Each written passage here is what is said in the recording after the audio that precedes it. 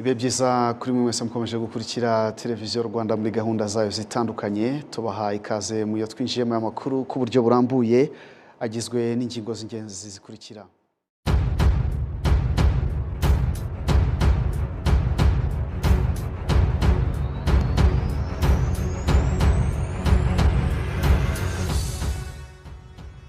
uko wabonye abantu babukereye biteguye kurasa umwaka bakinjira mu wundi, uko wabonye bashyashyana bamwe bagura utwenda dushya bazaserukana abandi bamanuza akaboga cyangwa batsinda amabuguma, uko wabonye benshi rero buhanye mu nsengero ngo bajye kubusorezaho batangirira n'undi mwaka mushya mu 1992 ho byari birenze ibyo cyane rwose.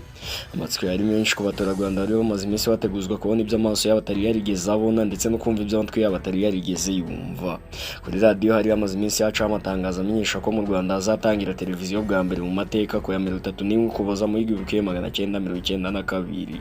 Benshi bari bamaze iminsi rero bibaza aho bazayirebera, bibaza uko biba bimeze, uko isa ndetse niba koko unashobora kubonamo abantu. Hari ababuze igisubizo ariko hari n'abamenye ko bamwe muri mbarwa bari batonze inyakira amashusho, ubwo biharira ingamba zo kujya kuyivumba kugira ngo birebere iby'amateka yabo yanditse, kugira ngo birebere nyene ayo mateka yanditswe bajye babona n'ibyo bazabwira abuzukuru babo ku munsi wa mbere televiziyo igira mu Rwanda bari bahari. Televiziyo rero yageze mu Rwanda bwa mbere yari televiziyo Rwanda TVR, icyo gihe yari ya Orinfor yaje guhinduka RBA. Yatangiriye kugaragara bwa mbere ku itariki ya 31 Ukuboza mu 1992. Icyo gihe yakoraga iminsi 2 mu cyumweru, ku wa gatandatu no ku cyumweru kuva saa 12 z'umugoroba kugeza saa 4 z'ijoro ubundi gafunga. Itangira bwa mbere rero Nkurunziza Innocent umwe mu bari nkingi za mwamba mu itangira ryayo, kuko yari umutekinisiye mukuru ndetse we na bagenzi be bari bavuye guhugurirwa mu bihugu nk'Ububirigi no mu bindi bihugu by'i Burayi ku mikorere ya televiziyo nyine. Harera aganira n'itangazamakuru yagize ati itangira bwa mbere byari bigoranye rwose, mu bihe twakoreragamo byari biruhije kubera ko n'abantu bumvaga ibyo bintu bya tekinike bari baki, byari biruhije rero byasabaga akazi kenshi. Ndakubwira nko muri analogue ibintu byo muri studio byasabaga ubwitonzi n'ubushishozi bukomeye.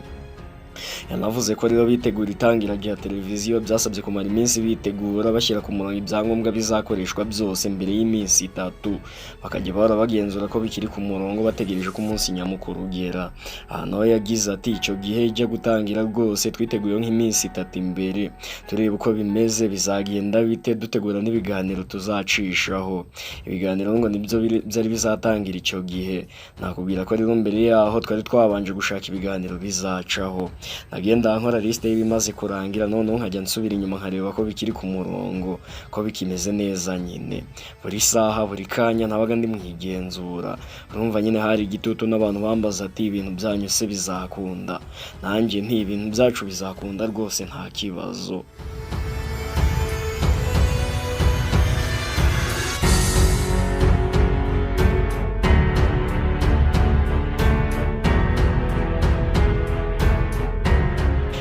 Korera baguriwe kuri televiziyo barimo bitegura, abaturage nabo bari bategerezanyije amatsiko menshi uwo munsi, kuko ari bamaze iminsi bawukangurirwa binyuze ku matangazo yanyuraga kuri radio babwirwa ko televiziyo izatangira ku itariki ya 31 Ukuboza mu 1992.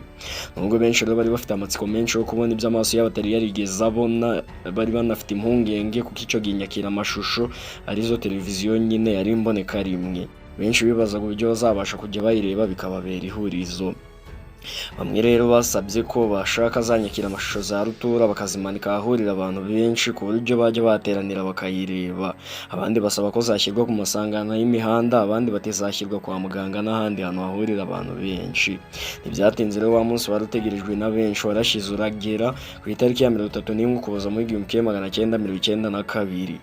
Isaha 12 z'umugoroba umunyamakuru Martin Mateso n'umwe mu bavugiye kuri televiziyo Rwanda bwa mbere mu Bufaransa yatangiye aganira n'abaminisitiri batandukanye bari baje kureba iyo televiziyo nyine. Icyo gihe rero televiziyo yafunguraga saa 12 igafunga saa 4 z'ijoro.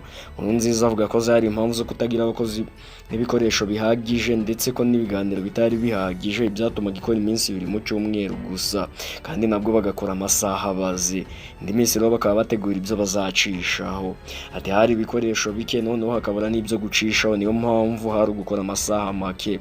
Ikindi cyari kigoranye abakozi batangiye ari bakeya ku buryo batari gushobora gukora amasaha 28 kuri 28 kandi buri munsi.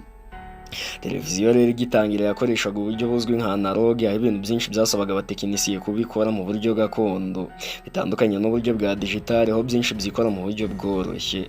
Nkurunziza rero yasobanuye ko hari akazi kenshi mu buryo bwose, kuko abakora kuri kamera byasabaga kubanza kurwana no kujyanisha amabara y'abantu bagaragara, hanyuma bagakurikizaho kujyanisha amashusho n'amajwi, ndetse bakanatondeka neza imashini ku buryo bituma bigaragara neza uko biri bidacuritse cyangwa ngo bibusane.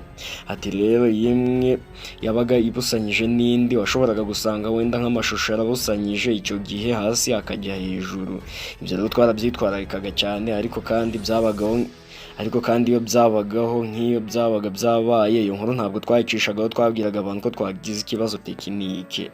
Nkurunziza rero yavuze ko guhera mu 2006 televiziyo Rwanda yatangiye kujya mu buryo bwa digital, iza kujyaho neza muri 2009, aho icyo gihe rero yageze ku masheni 8. Kuva icyo gihe rero hatangiye inzira yo gukuraho burundu uburyo bwa analogue, hashyirwaho igihe ntarengwa cyo kuba abanyarwanda baguze dekoderi za digital. Ku itariki ya 31 Nyakanga 2014 nibwo inkuru yasakaye mu gihugu hose igira iti u Rwanda rwahagaritse burundu uburyo bwo gusakaza amashusho n'amajwi bwa analogue. Uyu munsi rero kuwa kane tariki 31 Nyakanga 2014 mu gihugu hose hatangizwa uburyo bushya bugezweho bwa digital. Kuva icyo gihe rero televiziyo Rwanda yagiye itera imbere ihindura imikorere, ari no hatangiye kuvuka televiziyo zigenga nazo zinjira ku ruhando rw'abanyarwanda. Abanyarwanda rero bagira amahitamo menshi. Uko imyaka rero yagiye itambuka, ibintu byagiye bikomeza guhinduka, aho kugeza ubu imbuga nkoranyambaga nazo zateye imbere cyane, ndetse zihinduka nk'amwe hashobora gusangwa amakuru nk'ayanyuraga kuri televiziyo nyine. Benshi rero ntibatinya no kuvuga ko imbuga nkoranyambaga zishobora kuzasimbura iryo tangazamakuru. Benshi bati imbuga nkoranyambaga zishobora kuzaba imva y'itangazamakuru risanzwe ririmo televiziyo. Umuyobozi mukuru wa RBA Barore Cleophas we sikabibona, avuga ko urugendo rwose televiziyo yanyuzemo ari rugari, ndetse ko itazabura gukomeza kubaho muri iki gihe cy'imbuga nkoranyambaga.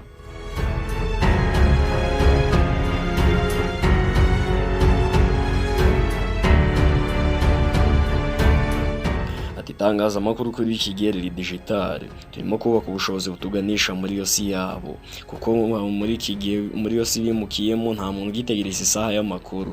Mu ngamba dufite harimo kubakacangira tukabibaha. Tuzagumana mu buryo busanzwe turimo kubukora, kandi tuzabuvugurura cyane, ariko kandi tunazirikana ko dufite abantu benshi bakoresha uburyo buriho bw'ikoranabuhanga.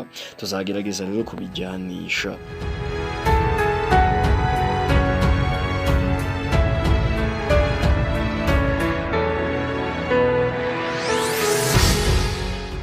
Ureba byinshi kuri televiziyo yaba y'igihugu cyangwa izigenga, ugatangira kwibaza uti ubundi bigenda bite ngo abavugira bibereye i Kigali tubabone twibereye i Kanjongo, Karangazi n'ahandi mu mpande nyinshi z'igihugu no mu isi? Ni iki cyishe nyuma y'ivuka rya televiziyo yaje ite? Ibyo bibaza byose uraza kubyumva. Wageze kuri Global Media, ahantu honyine ubwira ukizera ko ugiye gusobanukirwa byose, hakaba mu rwumviramo ibyegeranyo n'inkuru zidasanzwe utajya wumvira ahandi na rimwe. Niba utarakora subscribe yikore, ubundi tujye twibanira kenshi mu biganiro byacu. Jya wumva nk'ibisanzwe ndi The Green.